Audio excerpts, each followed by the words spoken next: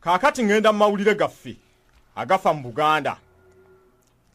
Ampuliriza omulungi munajjukira nti omwezi guno ng'ennaku z'omwezi 9 bwe gwawerera ddala omwaka omulamba bukyanga Ssaabasajja Kabaka wa Buganda agaanibwa okugenda okukyalira abantu be Bugerere. Tetusobola kwerabira ekyo ekyaliwo kubanga ekyo ekyaliwo kirina amakulu mangi nnyo mu Buganda ate era kigenda kuba n'amakulu mangi nnyo mu byafaayo bya Buganda. Ekyo tekigenda kutuva ku mitima era tetugenda kukyerabira. Mpozi oyinza okukigeraageranya ku Obote bwe yakwata emmundu n'alumba olubiri lwa Ssaabasajja oba Ssekabaka Edward Muteesa era ekyamuviirako okuwaŋŋanguka. Tubadde tetufunanga kutyoboolebwa kwa Bwakabaka ate mpozi okutuuka ku mulundi guno we tulabye ebyatuukawo Kabaka bwe yali ategeka okugenda okukyalira essaza lye ery'Ebugerere. Kaakati nno njagala twejjukanye mu byaliwo. Olunaku lwali lwakuna ng'ennaku z'omwezi 10 omwezi ogw'omwenda mu mwaka 2009. Bw'atyo Katikkiro n'akwata ekkubo okugenda e Bugerere. Nga ekyali kimutwala e Bugerere kwe kusooka okutuukayo ng'omukungu wa Kabaka okuttaanya enteekateeka Kabaka asobole okusanga abantu e Bugerere gye yali alaga nga kiri mulaala. Naye nga Katikkiro tannasitula kugendayo, ebisongovu byali biyise ebiwerako. Nga gavumenti egamba nti Kabaka tageza n'agendayo kubanga waliwo ensonga yo ze yali eyagala okusinziirako okumugaana. Jjukira nti byonna ebitandikira waliwo omujaasi w'eggye erya UPDF eryo nno ly'eggye erya Uganda. Omujaasi oyo nga yeeyita Beeka Kimeze eyavaayo n'agamba nti ye Ssaabanyala. N'agamba nti era olw'okubanga ye Ssaabanyala tayagala Muganda yenna kwesaza Bugerere. Era omujaasi ono n'agamba nti Kabaka okugendayo e Bugerere alina kusooka kumusaba lukusa. Awo nno n'abaawo minisita mu gavumenti eya wakati ow'ensonga ez'omunda ate nga minisita ono muntu mukulu nnyo ddala. Minisita Kirunda Kivejjinja n'agamba nti Kabaka oba ayagala okugenda e Bugerere asooke kusaba lukusa okuva ewa Kimeze. Era poliisi neewa Abanyala olukusa beekalakaase nga bawakanya kye baayita nti ejjoogo lya Buganda. Abanyala abo ne beekalakaasa ne bategeeza nga baali balina n'ebiso nti singa omuntu yenna agezaako okubaŋŋanga omusaayi gujja kuyiika. Ebyo si bigambo byange, ebyo bigambo by'oyo eyeeyita Ssaabanyala. Poliisi yavaayo era bw'evaayo n'egamba nti Kabaka tasaanidde kugenda Kayunga kubanga yo yali emaze okufuna amawulire ge yagamba nti singa Kabaka agendayo ajja kufuna obuzibu.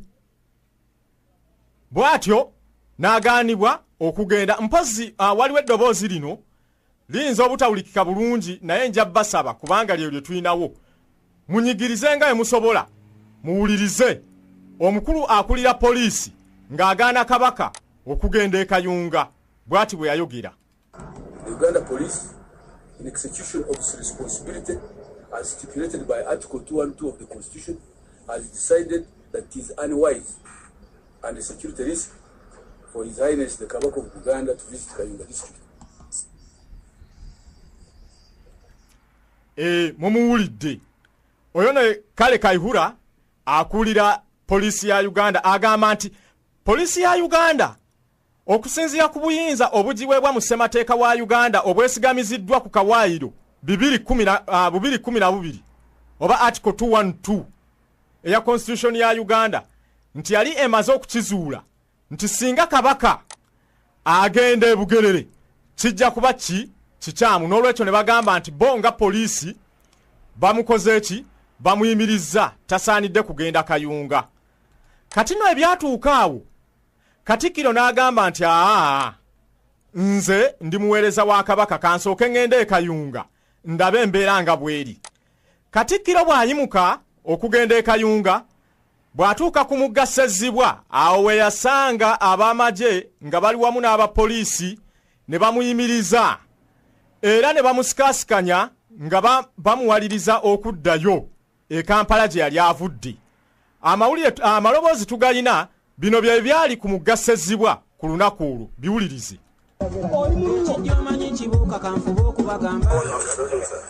Yes, I know you are blocking me. Yes, sir. But you are blocking yes unfairly because I'm going to tell the Glovian boys to keep peace. Yes, sir. At the same time, I want you to see what really is on the ground. I'm not a Kabaka. I'm just a simple copy like you. I'm not a Kabaka. I want to talk to you, sir. You talk to me. This is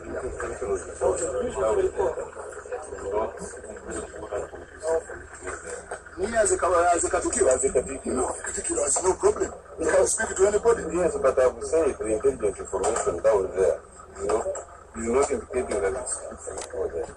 So that's why we're stopping you. Yeah? You escort me. You escort me. If you had told that, I had requested the other boys. Mumuwulidde oyo naye Katikkiro ku Ssezzibwa nga bamugamba nti addayo. Katikkiro ng'agamba nti bannaye nze ngenda bugenzi Kayunga eno okulaba nti abaliyo bakuuma eddembe n'okulaba nti enteekateeka za Ssaabasajja okukyala e Kayunga zigenda bulungi mu maaso. Ne bamugamba nti toyinza kgenda kubanga ebyokwerinda e Kayunga si birungi. Katikkiro n'agamba nti oba ebyokwerinda si birungi mwenno mumperekere olwo agamba abapoliisi n'ab'amagye abaali ku mugga Ssezzibwa. Ne bamugamba nti nedda era byagenda okumaliriza nga bamuwadde awo akasimu bakakubye ayogera n'omuntu gw'ataategeera.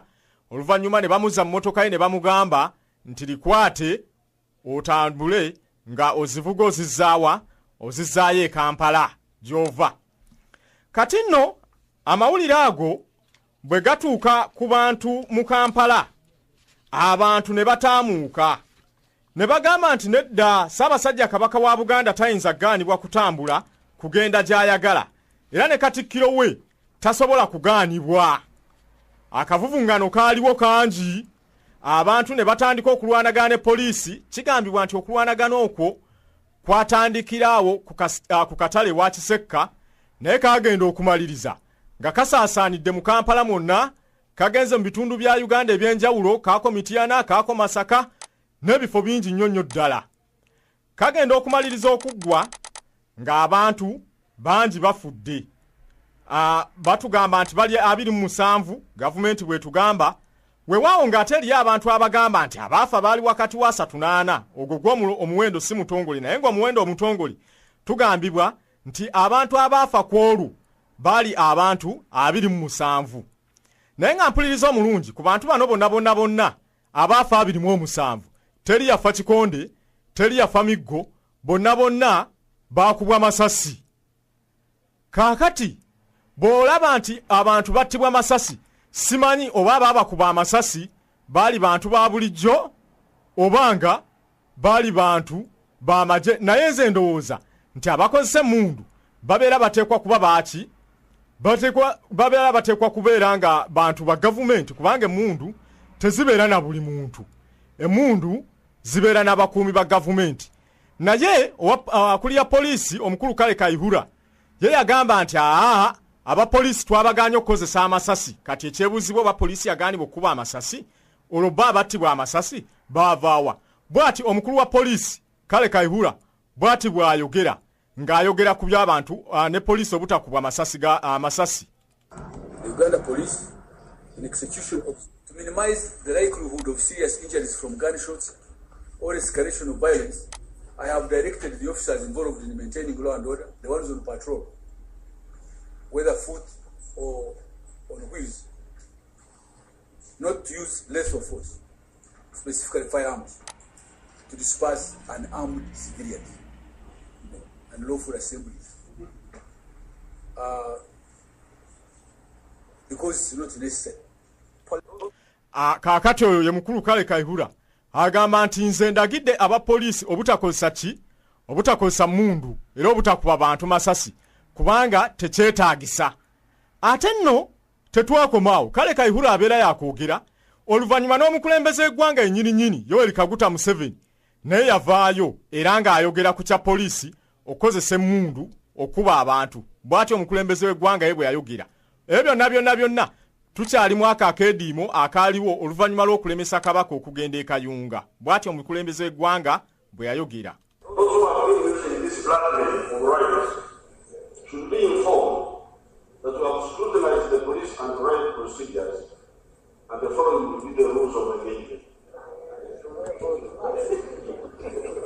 The security forces, when dealing with civilian demonstrations, are informed to use minimum non-lethal force. However, be informed that any rioter found attacking other civilians will be shot. Mumuwulidde agamba ne president w'eggwanga nti tulagidde poliisi obutakozesa masasi nti naye singa poliisi eraba omuntu yenna alumbagana omulala tugiragidde nti awo oyo akubwe.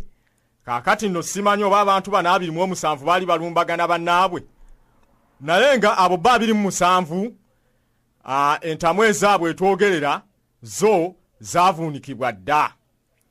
Kaakati okuvaawo omukulembeze w'eggwanga ng'akegungo kamaze okubaawo, omukulembeze w'eggwanga yagenda n'ayogerako eri ab'amawulire era n'olukiiko lw'eggwanga nga mukambwe yali munyiivu n'abagamba nti alina obwennyamivu nti akubira kabaka naye kabaka takola ki? Takwata simu ze. Simanyi nno oba ndooza kiri mu constitution nti omukulembeze w'eggwanga bw'akubira essimu kyabuwaze oba olina okukwata. Oba bw'obeera togikutte kitegeeza nti mu bitundu bya Uganda ebimu olwo tootuukengayo kubanga bwe kityo bwe kyali. Abantu bangi nnyo mu keegugunga ako baakwatibwa ne baggalirwa. Abamu baasobola okuteebwa nga bateebwa kakalu ka kooti.